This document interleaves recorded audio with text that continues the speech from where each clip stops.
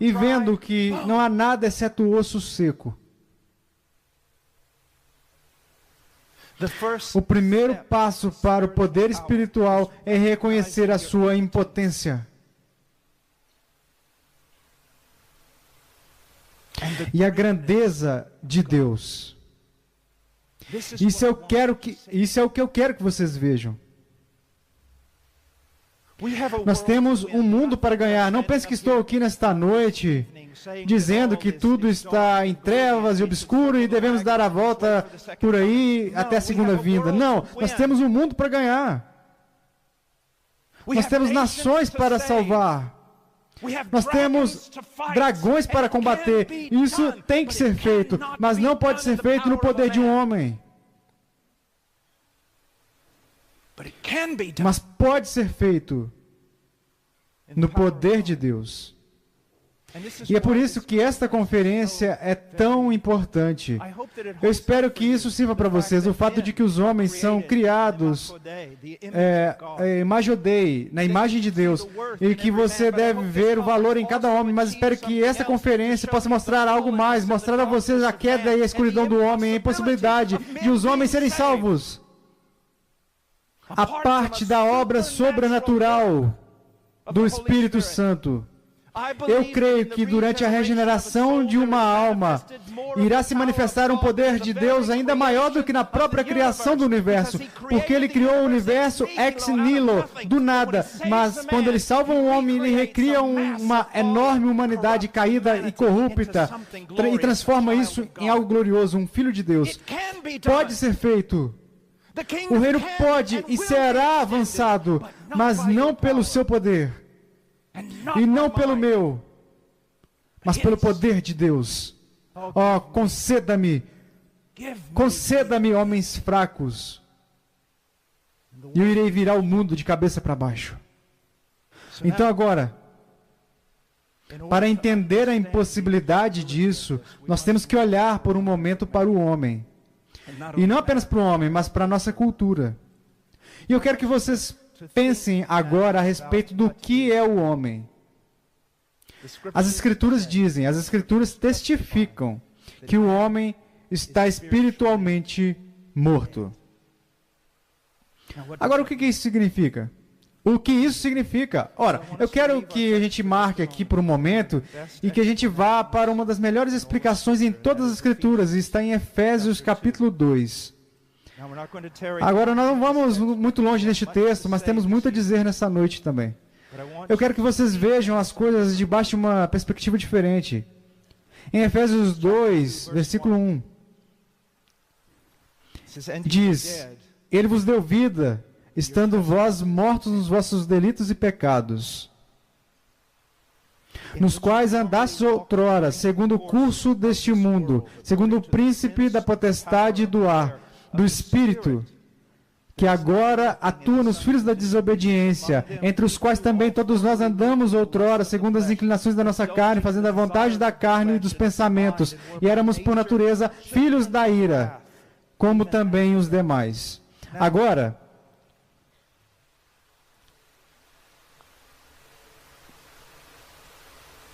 o que isso significa? O que de fato significa estar morto espiritualmente? Ora, eu tenho uma definição aqui, significa não responder a Deus.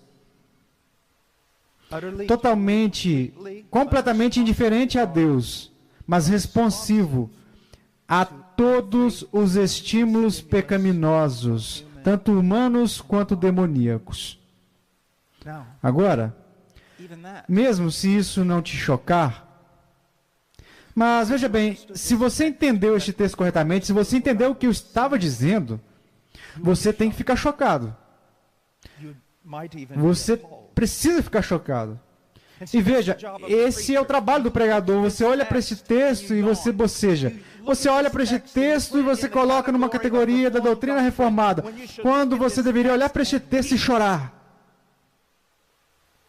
O que está dizendo sobre o homem? Ora, pense sobre isso. Ora, antes de chegarmos ali, vamos ver o que não está dizendo. Não está dizendo que o homem está flutuando na tempestade e está rogando pela ajuda de Deus. Não está dizendo que o homem está boiando inconsciente na água e precisa ser reanimado só um pouquinho para que ele estenda a sua mão e aí um Salvador possa segurá-lo e salvá-lo. O que está dizendo?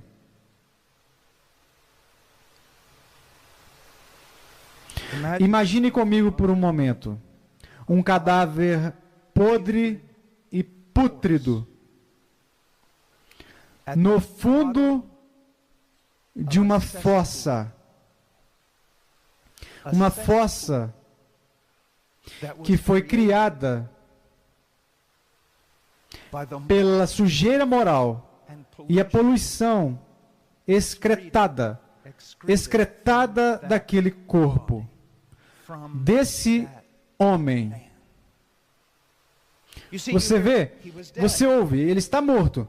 Então, você escuta em suas ofensas e pecados, na esfera das ofensas e pecados. Sim, Adão está envolvido, mas não apenas Adão, as suas próprias transgressões e pecados. Portanto, se você quiser ter uma boa ideia do que estamos lidando quando estamos pregando o Evangelho aos homens, é um cadáver deitado no fundo de uma fossa que foi criada a partir da contaminação, a sujeira moral que foi excretada do seu próprio corpo. E não apenas isso, embora ele esteja morto para Deus, deitado ali, morto para Deus, há alguém que colocou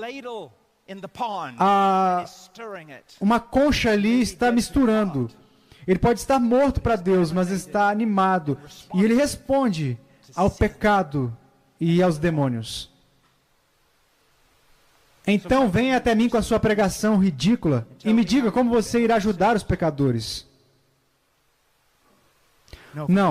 Não para que esse pecador seja ajudado.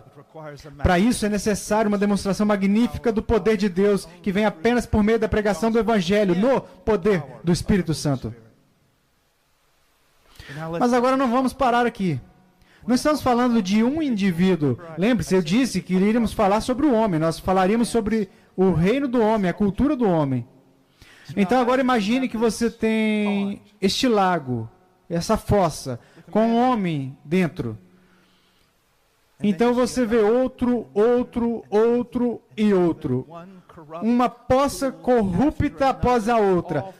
Todos fluindo para o mesmo rio, todos indo o mais rápido que podem, longe de Deus, em rebelião, em impureza, obstinados nessa cultura. Essa é a nossa sociedade, esse é o nosso mundo. Agora, eu quero ler uma passagem em Judas. Ele está falando aqui sobre os falsos profetas, mas a aplicação é para o público geral. É assim que ele descreveria, sem qualquer recato, pastores que a si mesmos se apacentam. Esta é a nossa geração. Este é o nosso povo. Sem qualquer recato, pastores que a si mesmos se apacentam, nuvens sem água, impelidas pelos ventos, árvores em plena estação dos frutos, destes desprovidas, duplamente mortas, desarraigadas, ondas bravias do mar, que espumam as suas próprias sujidades, estrelas errantes, para as quais tem sido guardada a negridão das trevas para sempre. Esta é a humanidade.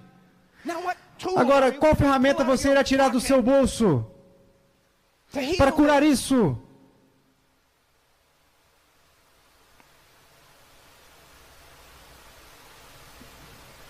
Ora, quando falamos sobre morte espiritual, chegamos imediatamente ao que alguns diriam e chamariam de um problema teológico, filosófico e ético. E principalmente esse problema evoluiu porque os homens não entendem corretamente a doutrina da morte espiritual. Aqui está a ideia. Dizer que um homem está espiritualmente morto significa que ele não pode ir até Deus, que ele não pode obedecer a Deus e que ele não pode agradar a Deus de jeito nenhum. Sendo esse o caso, como esse homem pode ser responsabilizado pelos seus atos? A resposta A incapacidade do homem, a sua impotência é moral. O homem não pode, porque ele não irá fazer. E ele não irá fazer, porque ele odeia a Deus. E ele odeia a Deus, porque Deus é bom.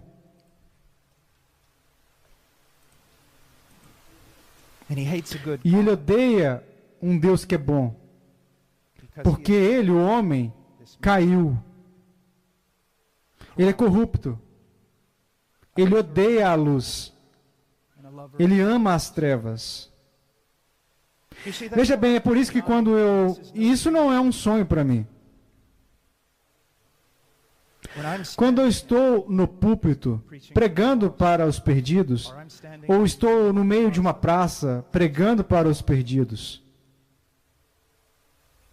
eu sou como Ezequiel.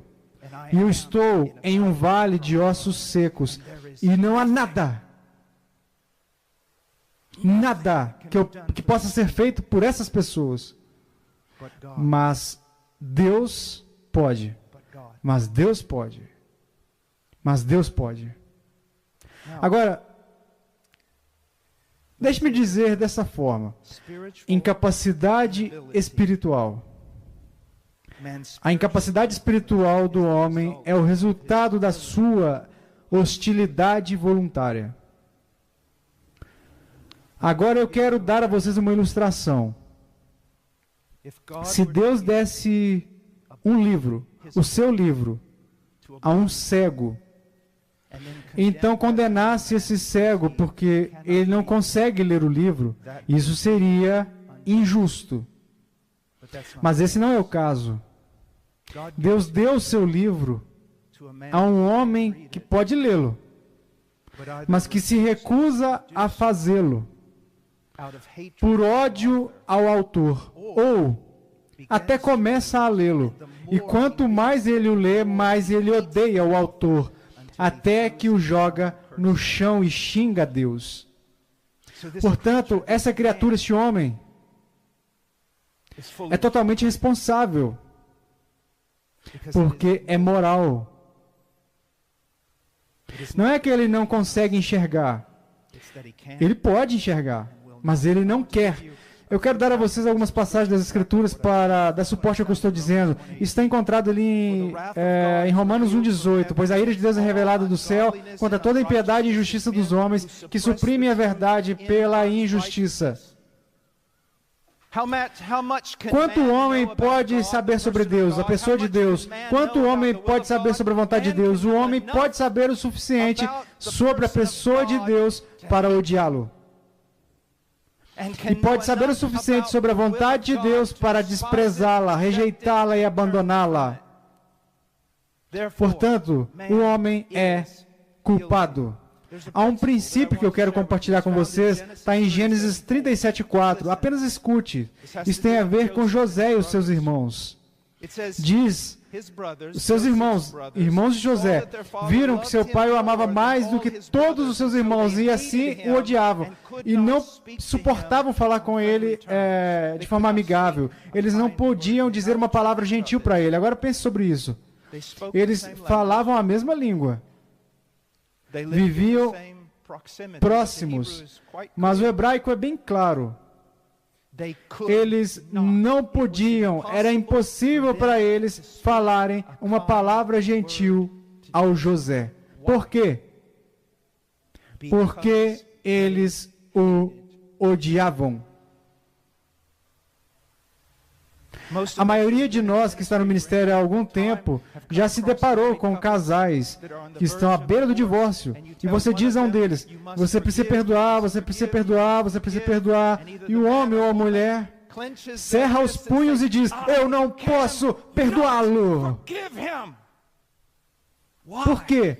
Porque eu o odeio. Porque eu o odeio. Vejamos João capítulo 3.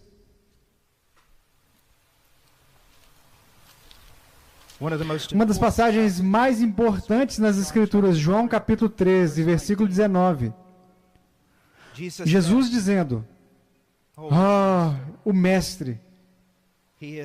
Ele é o intérprete que poderia tornar isso claro, o mestre. Versículo 19. Ele diz: o julgamento é este, que a luz veio ao mundo, e os homens amaram mais as trevas do que a luz, porque as suas obras eram más. Pois todo aquele que pratica o mal aborrece a luz, e não se chega para a luz, a fim de não serem arguidas as suas obras.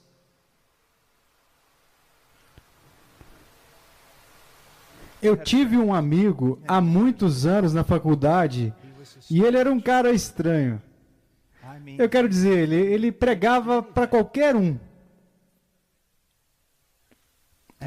E íamos pregar juntos nas ruas. E um dia ele tinha um olhar louco nos seus olhos. E ele disse: sabe de uma coisa? Ele disse: veja isso. Então estávamos parados em um lugar lotado e ele gritou: Buda! O mais alto que ele podia. Basicamente ninguém prestou atenção nele. E ele disse: Maomé!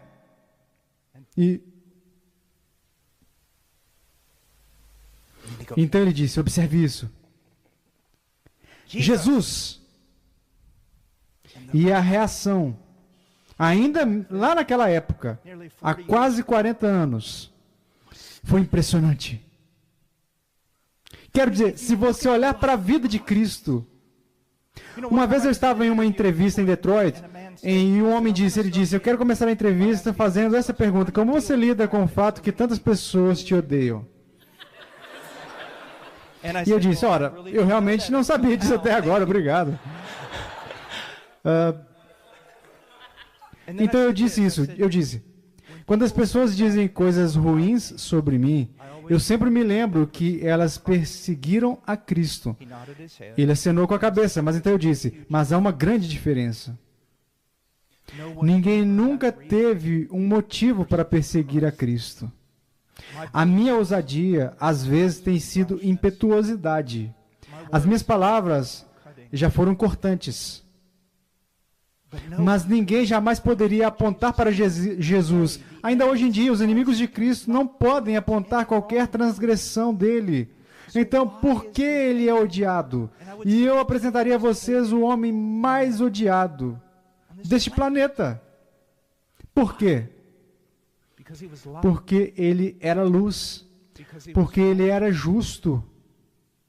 E às vezes, quando eu estou na universidade, eu digo: ele era luz, e eles dizem, sabe, sim, agora você vai falar sobre a sua moral pré-histórica, e aí você vai continuar com essa história pré-histórica de moralidade, certo e errado. Mas então eu jogo isso para eles. Eles não apenas odeiam porque ele é justo e é luz. Eles não apenas odeiam porque ele é bom, eles odeiam porque ele é amor. Eles dizem: o que você quer dizer? O amor hoje em dia, vocês já viram? Evoluiu. O amor costumava ser definido como está nas Escrituras, creio. Autodoação, se doar. Mas hoje em dia o amor é o amor a si próprio. Então, quando alguém como Cristo aparece, ou o nosso Evangelho aparece, isso os inflama.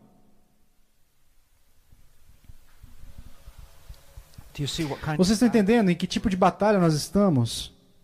Veja, às vezes, e eu conheço alguns bons teólogos que erraram nessa área. Quero dizer, quando você pensa, eu vou mudar por um minuto, quando você pensa no inferno, é terrível pensar nisso. Quero dizer, se você realmente pensar a respeito disso, e tantos teólogos tentaram dançar em torno disso e explicar isso, que não há, ou que o homem é apenas aniquilado e pronto. E eu creio que uma das razões pelas quais os homens têm tantos problemas com o inferno é porque eles têm uma versão do inferno que é mais apropriada para o inferno de Dante do que é para as Escrituras, ou para a mídia, ou até mesmo para a pregação evangélica. Nós temos a ideia de que há todas essas pessoas no inferno, e todas se arrependem do que fizeram, e querem fugir dos seus pecados. E se eles tivessem apenas mais uma chance de se curvar diante dos pés de Cristo, eles o fariam. Esse não é o caso. Eu aprendi que em Romanos 1, eles eram totalmente e completamente entregues à sua própria luxúria e ao seu próprio mal. E se Deus condescendesse e permanecesse no inferno, abrisse as portas do inferno e dissesse a todos lá agora: saiam. Reconheçam-me como Deus e saiam. Eles correriam para a porta. Eles correriam para a porta e a fechariam com toda a força e diziam: preferimos apodrecer no inferno do que ficar na presença da sua justiça. Quando nós estamos pregando o Evangelho, nós precisamos entender que não há poder na eloquência de um homem. Não há intelecto que seja suficiente. Uma obra sobrenatural de Deus tem que ocorrer, e ocorre quando o homem se apega ao Evangelho e prega o Evangelho. Ora, até aqui eu descrevi o homem. Deixe-me usar um termo bíblico. Eu descrevi o homem quando a árvore está verde. Esta é a representação normal do homem. Mas agora eis o que eu quero dizer a vocês. Não estamos vivendo de uma maneira normal. O que eu quero dizer?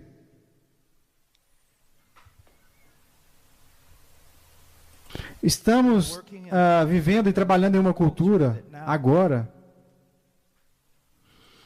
Eu creio, e eu vou dizer, o mundo ocidental, a Europa, os Estados Unidos, o Canadá, isso não é normal. Nós estamos vivendo em uma cultura que está debaixo da ira divina, que foi abandonada na reprovação. Então, o que nós estamos lidando agora é muito maior do que o que descrevi anteriormente. Vocês estão entendendo? Houve um tempo em que eu podia entrar em uma universidade e argumentar com as pessoas. Houve um tempo em que a lei da não contradição realmente teve um impacto sobre o homem secular. Isso não é mais o caso. Isso não é apenas porque um bando de professores se reuniu e ensinou a ideia contra a verdade absoluta. A nossa nação foi abandonada, entregue.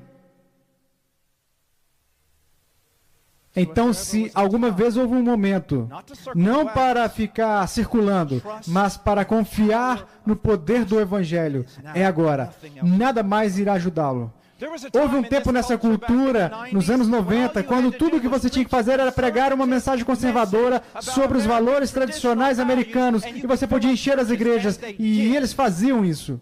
É por isso que muitos pregadores estarão diante de Deus e terão que saber o que fizeram, que edificaram seus empreendimentos sobre os ossos de membros não convertidos da igreja.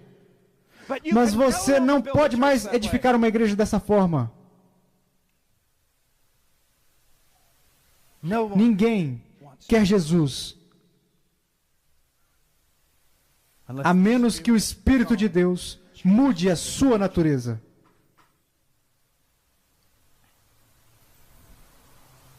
Eu quero ler bem rápido. O tempo está passando, mas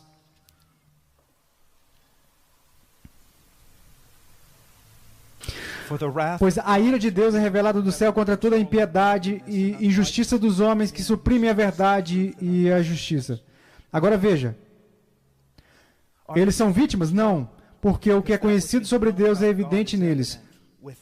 Pois Deus tornou isso evidente para eles. Pois desde a criação do mundo, seus atributos invisíveis, seu poder eterno, a sua natureza divina foram claramente vistos, sendo compreendidos por meio do que foi feito para que sejam indesculpáveis.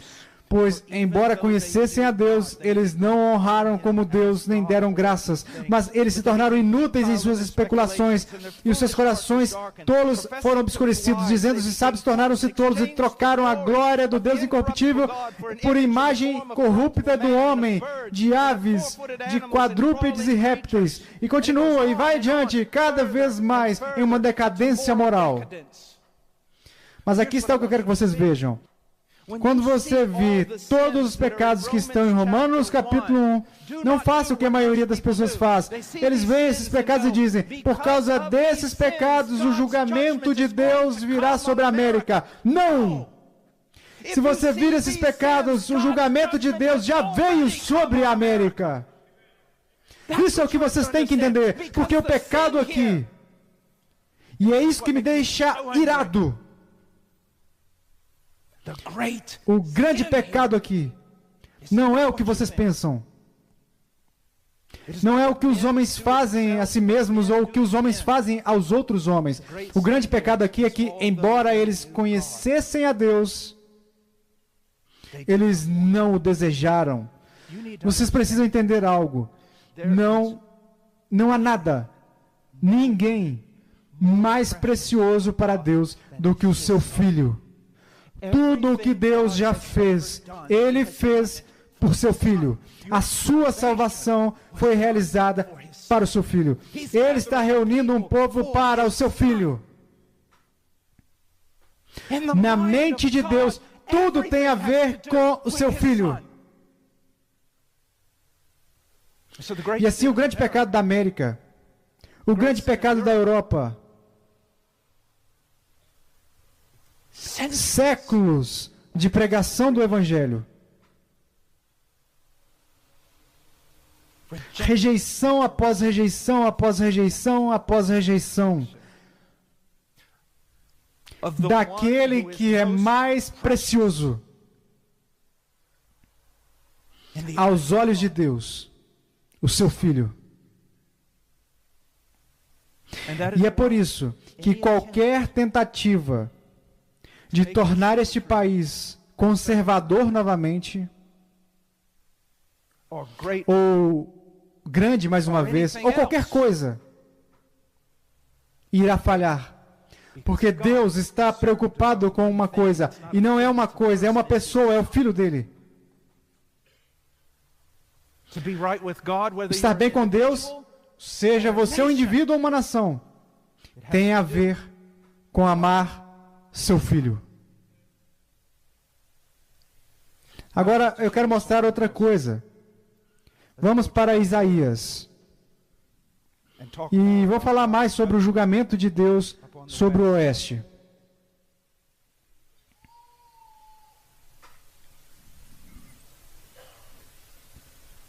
Se isso não é evidente para vocês, eu não sei como tornar isso evidente. Fica por conta própria, mesmo sem exposição. Por causa do pecado da nação de Israel. Versículo 1, Isaías capítulo 3. Porque eis que o Senhor dos Exércitos, tira de Jerusalém e de Judá o sustento e o apoio, todo sustento de pão e todo sustento de água. Você acha isso assustador? Apenas aguarde. Versículo 2. Ele vai remover, o valente, o guerreiro e o juiz, o profeta, o adivinho e o ancião, o capitão de 50, o respeitável, o conselheiro, o hábil entre os artífices e o encantador perito. Ele vai remover, mesmo que haja uma mistura aqui, a ideia é que ele vai remover os nobres, os líderes dignos, ele vai removê-los do povo. Veja o versículo 4. Dar-lhes-ei meninos por príncipes, e crianças governarão sobre eles. Essa não é a nossa nação? Isso não é o Oeste? Pessoas sem dignidade, sem sentido, sem razão, eles não raciocinam, não têm a habilidade de usar a razão. São governados pelas emoções. Versículo 5. Entre o povo oprimem uns aos outros, cada um ao seu próximo. O menino se atreverá contra o ancião, e o vil contra o nobre. Quando alguém se chegar a seu irmão e lhe disser, na casa de seu pai, tu tens roupa, sê nosso príncipe, e toma sob teu governo esta ruína. Veja o versículo 12. Os opressores do meu povo são crianças, e mulheres estão à testa do seu governo. Ó povo meu, os que te guiam, te enganam e destroem o caminho por onde deves seguir. Não pense nem por um momento sequer que as pessoas são vítimas dos governantes. Não. Os governantes são o juízo de Deus sobre o mal do povo. Então você pode fazer para mim uma longa lista de todos esses crimes individuais que você tanto odeia, que são flagrantes na nossa sociedade. E eu vou apagar todos e dizer que uma coisa em particular que se destaca exponencialmente acima de todo o resto, e é a maneira como tratamos o filho dele.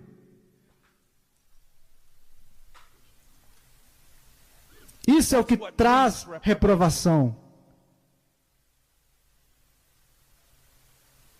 E é a rejeição de Deus por meio da rejeição do seu filho. Ora, aqui está a questão. Pregadores, o que vocês irão fazer para remediar isso? Sabe, os problemas precisam ser definidos. Eles precisam.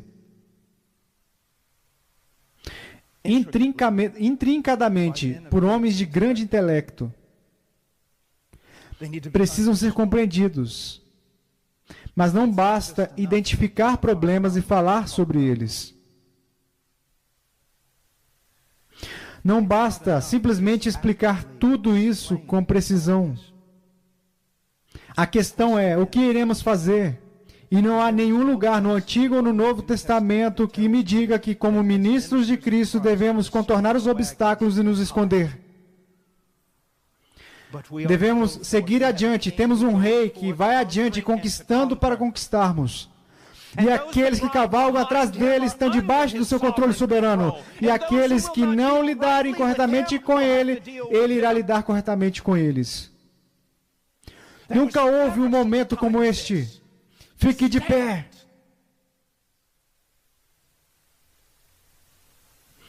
Mas como bandeira, Cristo. Cristo. Cristo. O que você vai fazer, pregador? Como você vai cortar todo esse mato? O que você vai fazer? Personalidade? Isso vai resolver? Quantas igrejas nos últimos 30 anos foram edificadas com base em personalidade, psicologia, eloquência? O apóstolo Paulo diz que isso só atrapalha. Entretenimento? Marketing? Ou vamos chegar mais perto de casa? O intelecto. Ora, não se engane, o intelecto é extremamente importante. Devemos crescer no conhecimento de Cristo, e esse é o fundamento para todos os outros crescimentos. Mas apenas o intelecto? Uma vez, creio que estava falando com o antigo Richard Owen Roberts, o antigo avivalista. E creio que ele disse isso, ou citou outra pessoa, ele disse que a diferença entre o homem de Deus, os homens de Deus do passado e os homens de Deus de hoje em dia, é que os homens de Deus do passado sabiam algo do poder de Deus, e os homens de Deus de hoje são um tanto inteligentes. Agora, todos nós poderíamos ter uma dose de inteligência, mas isso não é suficiente. Não é suficiente. Também, você vai ganhar o dia com sensibilidade cultural? Creio que os últimos 2 anos provam que eu estou certo, que um dia estarei sentado na prisão, com um pentecostal que não negaria que Jesus Cristo é o Senhor, enquanto um bando de garotos da Reforma que usam tatuagens já negaram a Cristo e seguiram em diante sozinhos.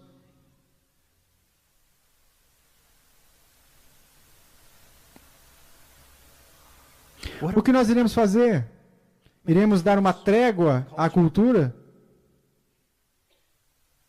Trabalhar até a morte para tentar provar a eles que não somos tão burros quanto eles pensam que somos? Seremos como caniços, agitados pelo vento? Pessoas assim pertencem a palácios e a políticos. O que precisamos hoje em dia são de profetas. Precisamos de homens que fiquem atrás de um púlpito, mas não apenas em um púlpito, nas ruas e na selva. Que clamem, assim diz o Senhor, não porque receberam uma visão, mas porque têm o texto e conhecem a Deus. Sabe, eu quero dizer a vocês o seguinte, todos esses versículos nas Escrituras sobre pregar com poder Nunca se esqueçam, pregadores. Eles foram escritos por um homem que não estava pregando em um belo púlpito com todos dizendo amém, maravilhados com sua eloquência. Foi escrito por um homem que foi espancado praticamente até a morte quase todas as vezes que pregou. O poder não é necessário para homens protegidos. O poder não é necessário para homens que estão seguros. O poder é necessário quando você sai e se lança no meio do campo do inimigo. Como Eleazar, você segura a espada e balança até sua mão ficar firme nela. Às vezes eu entro na internet e vejo esses meninos que saem na rua pregando. Alguns deles não têm o conhecimento bíblico que Deus deu a um ganso. Mas eles estão pregando. Dê-me um monte desses homens. É assim que você muda o mundo. Vamos voltar para Ezequiel. Como era esse profeta? Diz no versículo 1. Veio sobre mim a mão do Senhor, e ele me levou pelo Espírito do Senhor.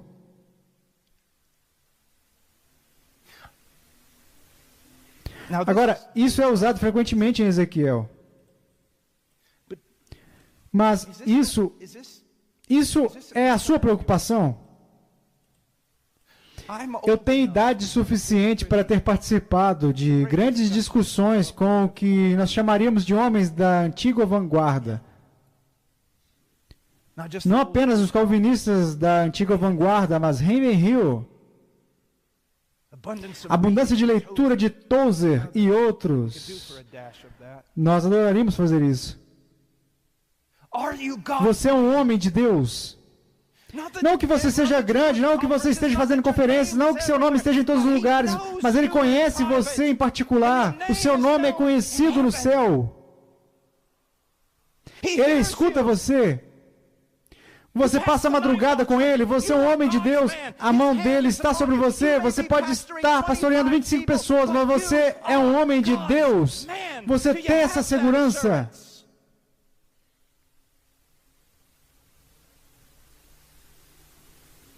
Ele diz que a mão do Senhor, Ele me levou pelo Espírito do Senhor. Oh, que coisa linda e terrível é ser guiado pelo Espírito. Ser capacitado pelo Espírito. E que depois de fazer o que você faz, Ele te deixa e você está tão cansado.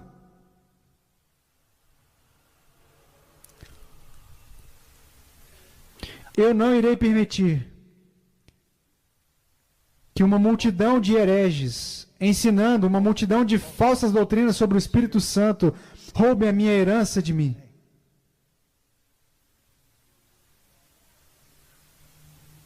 Precisamos de homens.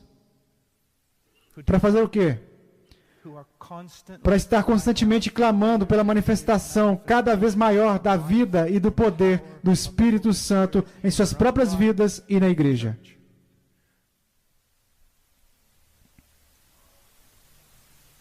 E o que aconteceu? Ele foi chamado pelo Senhor, ele foi conduzido pelo Espírito. Qual foi a atitude dele perante os ossos? Não diz para nós aqui, mas eu tenho uma ideia de como era, porque ele era um homem de Deus. Então, tudo o que precisa é encontrar outro homem de Deus que tenha visto ossos semelhantes. E me pergunto como isso o afetou. Eu quero apenas ler a passagem antes de dizer o que é. Eu disse coisas muito duras e pesadas contra os meus semelhantes. Mas qual deve ser a nossa atitude? Digo a verdade em Cristo, não minto, testemunhando comigo no Espírito Santo a minha própria consciência. Tenho grande tristeza e incessante dor no coração, porque eu mesmo desejaria ser anátema, separado de Cristo por amor de meus irmãos, meus compatriotas segundo a carne. Como você enxerga o que na sua categoria pareceria o pecador mais vil.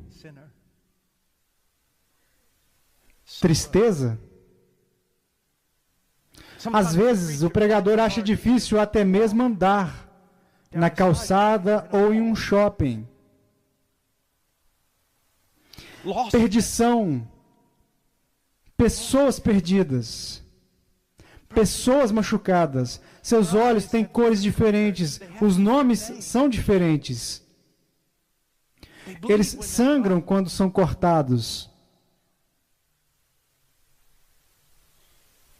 Quando você olha para a cultura, às vezes temos um desejo, vemos as notícias e queremos derramar maldição do alto. Queremos que o fogo caia do céu. Mas a única razão pela qual você está sentado aqui e não foi amaldiçoado por Deus é a graça soberana dele. Isso deve significar algo para vocês. Ouça o que Paulo, aqui em Romanos 9, foi Paulo, claro, mas veja o que ele diz em outra passagem. Se vocês puderem aguentar só por um minutinho, deixa eu achar. Ele diz: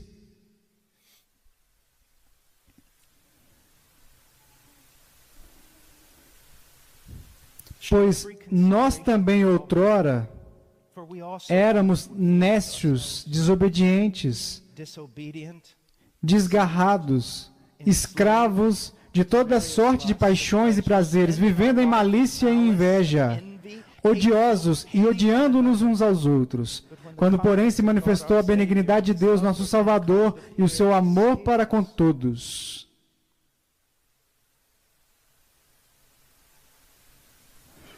Às vezes eles dizem ao pregador: você está tão triste.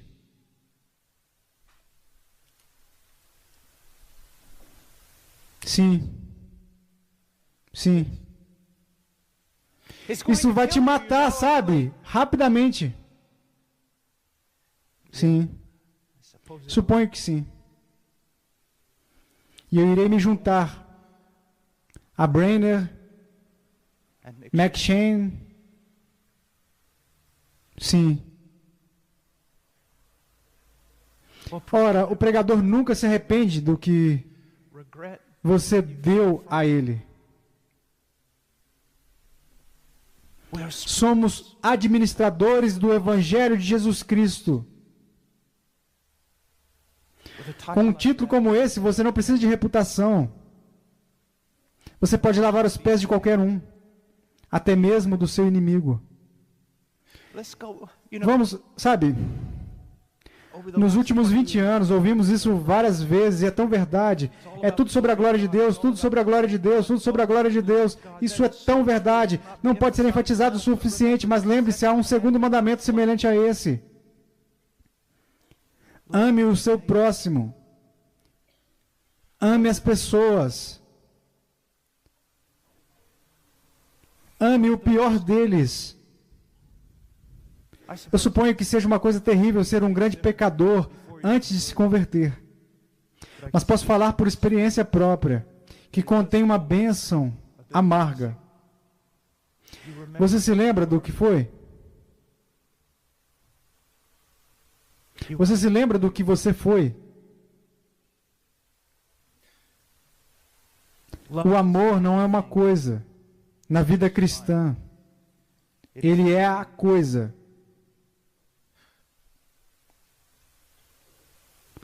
Derramar, se doar. Não apenas assistir essas pessoas nas notícias e sentir ódio delas.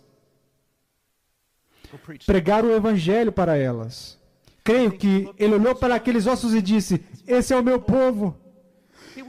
Ele não era desapegado. Esse é o meu povo.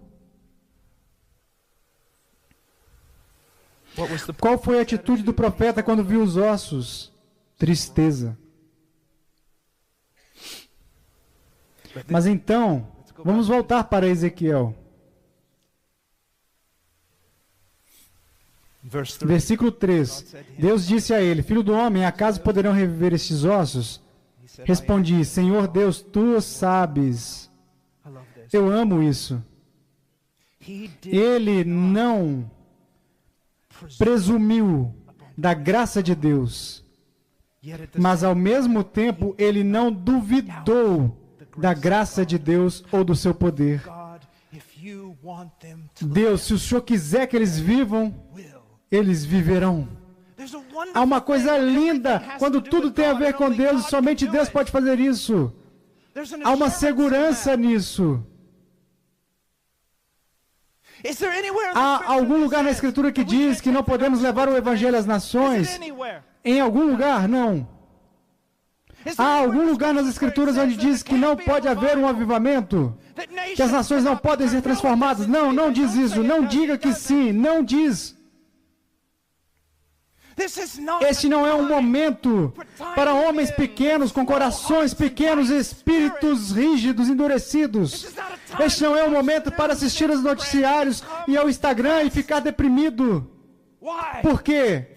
Se Ele quiser que eles vivam, eles viverão. Eles viverão. E Ele me diz que quer um povo muito grande para o seu filho. E é o nosso trabalho, a nossa tarefa, ir buscá-los.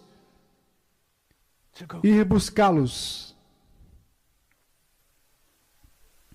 Cara, a maioria das pessoas não tem razão para viver. Nós temos uma razão para viver e para morrer.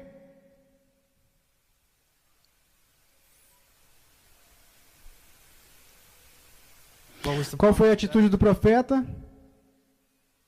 Esperança em Deus. Tristeza quando ele olhou para os ossos. Mas quando ouviu a voz de Deus, ele teve esperança. E continua. O que o profeta fez? Versículo 3. Versículo 4. Disse-me ele, profetiza. Ele profetizou, versículo 7. Então profetizei segundo me for ordenado. Ele profetizou.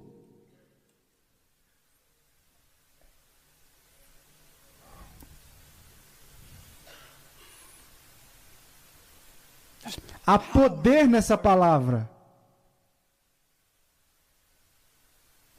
Ele pronunciou a palavra de Deus. Se você é um pregador aqui, que privilégio foi dado a você para profetizar,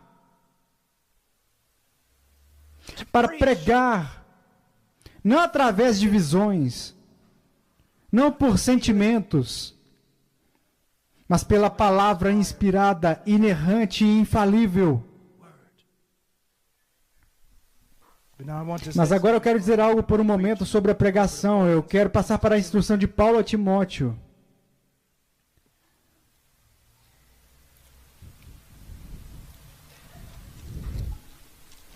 Uma passagem que vocês conhecem, mas apenas escute. Toda a Escritura é inspirada por Deus e útil para o ensino, para a repreensão, para a correção, para a educação na justiça, a fim de que o homem de Deus seja perfeito e perfeitamente habilitado para toda boa obra. Conjuro-te perante Deus e Cristo Jesus, que há de julgar vivos e mortos pela sua manifestação e pelo seu reino. Prega a palavra. Insta, quer seja oportuno, quer não, para fornecer a eles o máximo de informação que seu cérebro pode suportar. Não é isso que está dizendo. Não é isso que está dizendo. Há o momento certo para a pesquisa do Novo Testamento. Há o lugar certo e o momento certo para a escola dominical. Mas isso não é pregação.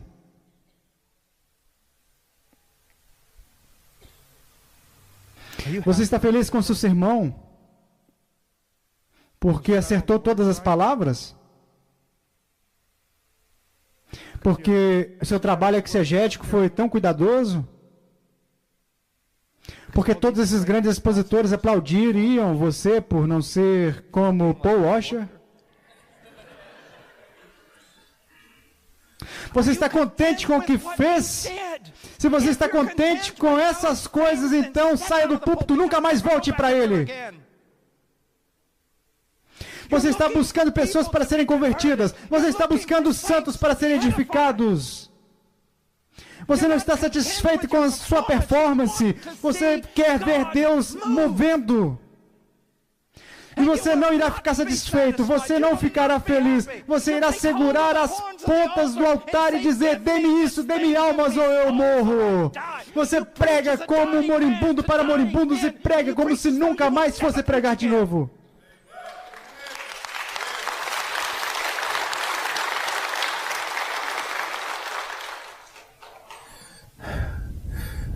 A sutileza de algumas das nossas pregações minou a força de vocês.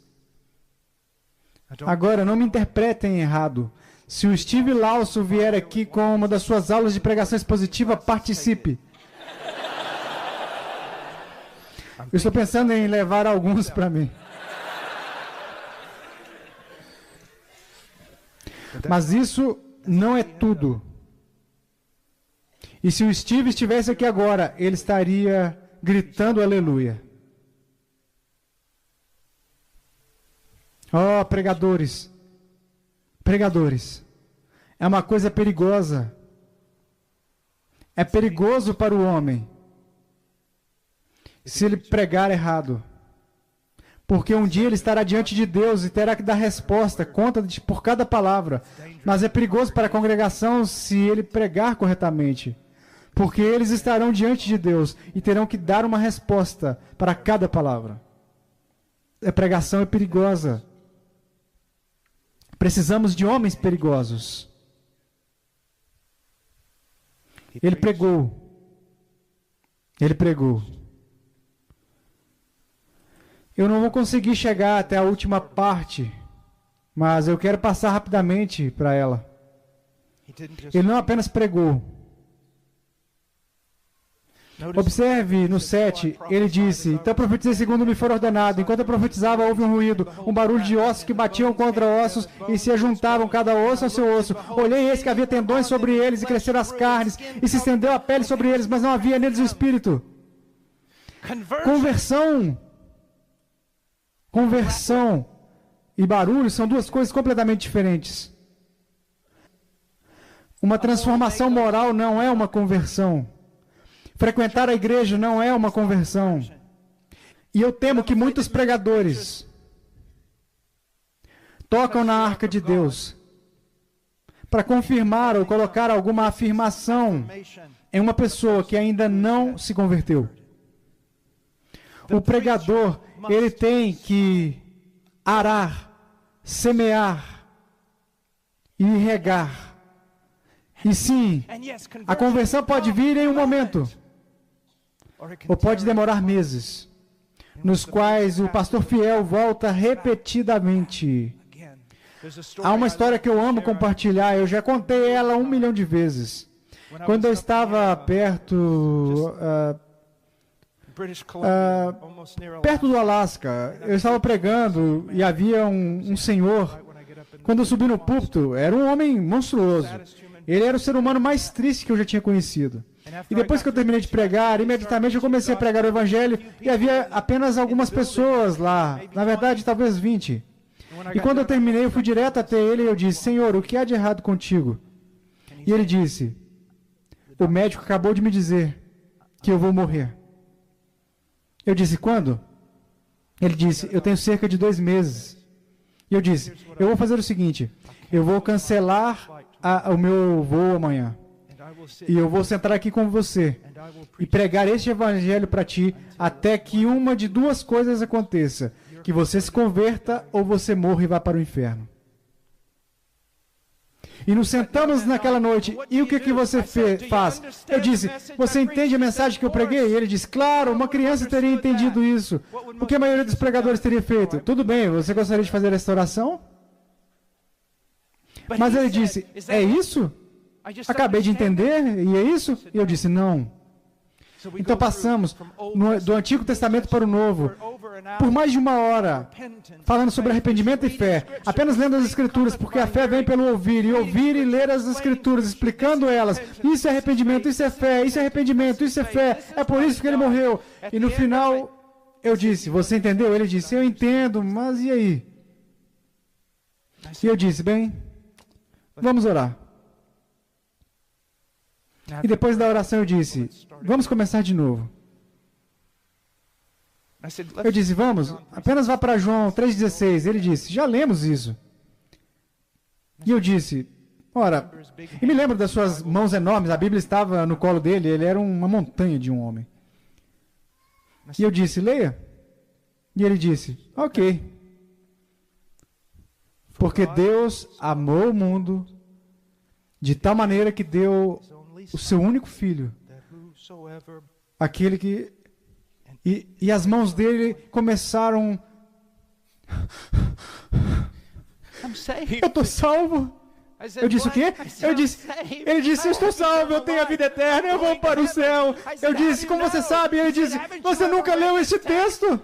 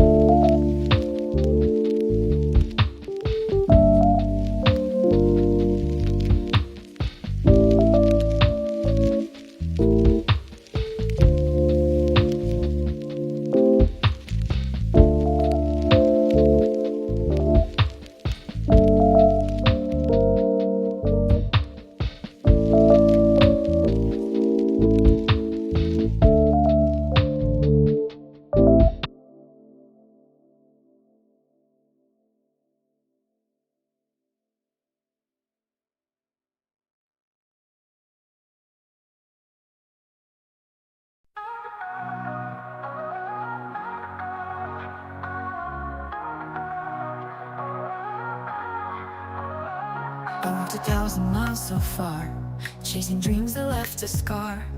Every road I took, every turn I tried, led me to a place where hope had died. I gave my all, gave every chance, but fate was never in my dance. The plans I made, the dreams I knew, all vanished in the morning dew. The roads were long, the journey steep, in the end I'm left to weep. On broken roads, where dreams collide, I'm left to wander with no place to hide. Every step I took, every path I paved, in the end all my efforts were waived. But through the pain I'll find my way. On broken roads, I'll learn to stay. Though every effort seems to fail, in the end I'll prevail.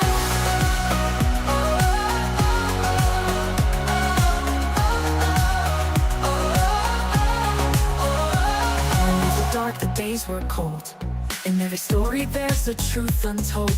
The hopes I had, the goals I sought, in the end they left me fraught. But in the shadows I'll find my light.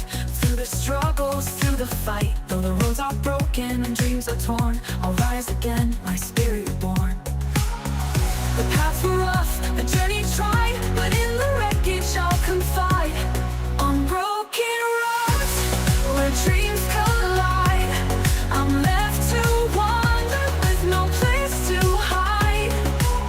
Every step I took, every path I paved, in the end all my efforts were waived. But through the pain I'll find my way.